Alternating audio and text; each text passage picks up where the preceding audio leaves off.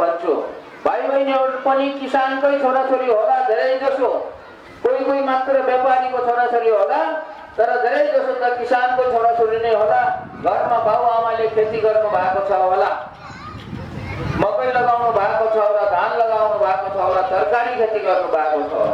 किसानहरू सानो किसानहरूलाई मद्दत गर्नको लागि अभियान चालेको हो। र कसरी मद्दत गर्ने भने किसानहरूलाई खेती गर्नको लागि चाहिने औजारहरू जस्तो धान रोप्ने औजार, मकै रोप्ने औजारहरू, आलु रोप्ने, तरकारी रोप्ने औजारहरू, यस्ता विभिन्न किसिमका औजारहरू, पहाडतिर कोदो रोप्ने औजार, त्यस्ता किसिमका औजारहरू बनाउने प्रयास गरिरहेका छौँ यो किताब बेचेर आएको पैसाले। अनि धान काट्ने, गोडमेल गर्ने, झार्ने जस्ता औजारहरू पनि बनाएर किसानहरूलाई सस्तोमा बलियो राम्रो औजारहरू दिनको लागि हामीले प्रयास गरिरहेका छौँ। र औजार बनाउनको लागि कारखाना चाहियो। कारखाना वीरगञ्जमा छ। वीरगञ्जमा भएको नयाँ कारखाना होइन, नयाँ कारखाना बनाएको होइन हामीले। वीरगञ्जमा भएको नेपाल सरकारको पुरानो कारखाना हो, तर सरकारले चलाउन सकेन, बन्द गर्यो।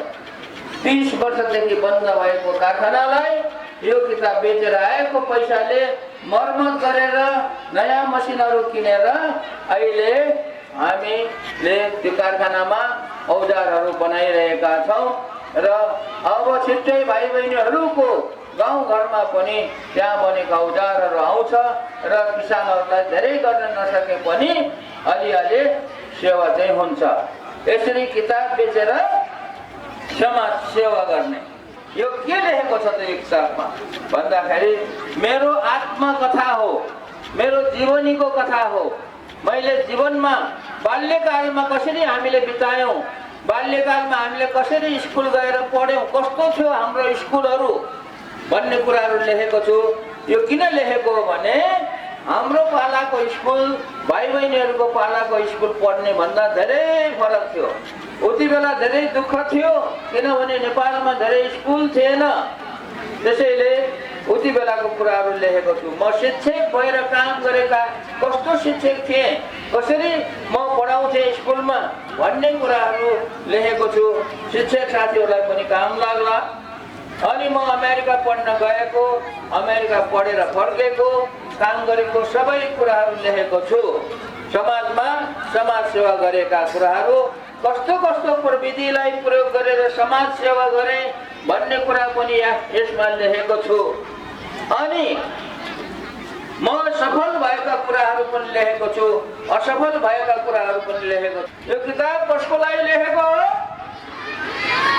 विद्यार्थीहरूको लागि लेखेको, ठुलो ठुलो विद्वानहरूको लागि लेखेको होइन। यो किताब विद्यार्थीहरूलाई किन लेखेको हो भने यो कथाको किताब लेखेर यो पढेर विद्यार्थीहरूले, युवाहरूले चाहिँ स्कुल पढ्ने, कलेज पढ्ने युवाहरूले, विद्यार्थीहरूले जीवनमा केही न केही प्रेरणा लिउन् भन्ने र राम्रो राम्रो कामहरू गरून्, जीवनमा सङ्घर्ष गरेर चाहिँ सफल हौन् भन्ने उद्देश्यले विद्यार्थीहरूलाई, युवाहरूलाई चाहिँ एउटा प्रेरणा दिनको लागि, मोटिभेट गर्नको लागि चाहिँ यो किताब लेखेको हो।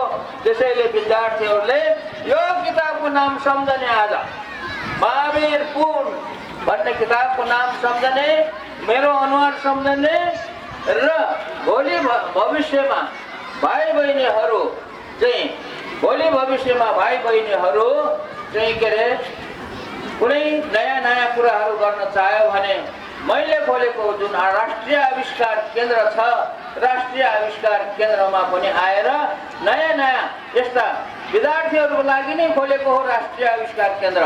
त्यो राष्ट्रिय आविष्कार केन्द्रमा आएर नयाँ नयाँ किसिमका एक्सपेरिमेन्टहरू, इनोभेसनहरू, अनुसन्धानहरू गर्न पाइन्छ र भाइ बहिनीहरूलाई चाहिँ हामीले त्यहाँ मद्दत गर्छौँ। यसरी चाहिँ यो किताब विद्यार्थीहरूको लागि लेखेको हो। त्यसैले आज कसैले सूचना हिजो पाउनु भएको थियो, किताब किन्ने पैसा ल्याउनु भएको छ भने किताब किन्नुहोस्। आज किताब किन्न पैसा नल्याएको तर किताब किन्न चाहनेले बेलुका घरमा गएर, किन म तरिका सिकाउँछु, बेलुका घरमा गएर बाबुआमालाई पैसा माग्न पर्यो। बाबुआमालाई पैसा माग्दाखेरि भन्नु पर्यो कि महावीर पुन यहाँ स्कुलमा आउनु भएको थियो, किताब लिएर आउनु भएको थियो र यो किताब बेचेर यसो गर्ने भनेर मैले भनेका कुराहरू भन्नु। कतिको बाबुआमाले मलाई चिन्नुहुन्छ, मलाई चिनेर किताब किन्ने पैसा दिनुभयो भने यहाँ आएर अफिसमा चाहिँ के अरे नाम लेखाउनु। सर म्याडमहरूले पनि किताब किन्न चाहने विद्यार्थीहरूको क्लासमा चाहिँ नाम सङ्कलन गरिदिनु र यो किताब हामी भोलि पर्सि दिन्छौँ। किनभने हामी अझै 2-4 दिनसम्म यही लेटाङको वरिपरि नै हुन्छौँ। किताब यहाँ आउँछ, यहाँ ल्याइदिन्छौँ। यो किताब बजारमा पुस्तक पसलमा किन्नु पाइँदैन र विद्यार्थीहरूलाई यो किताबको मूल्य 700 रुपिस राखेको छ, अरूलाई चाहिँ 750 हो। र अब अन्तमा अझै एउटा इन्ट्रेस्टिङ कुरा भन्न चाहन्छु, सुन। अब लास्टमा है मैले अझै इन्ट्रेस्टिङ कुरा भन्न चाहन्छु।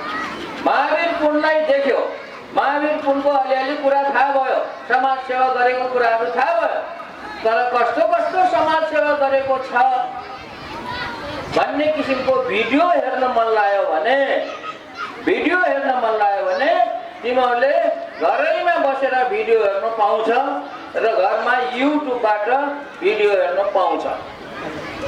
युट्युब हेर्न सबैले जानेको छौ।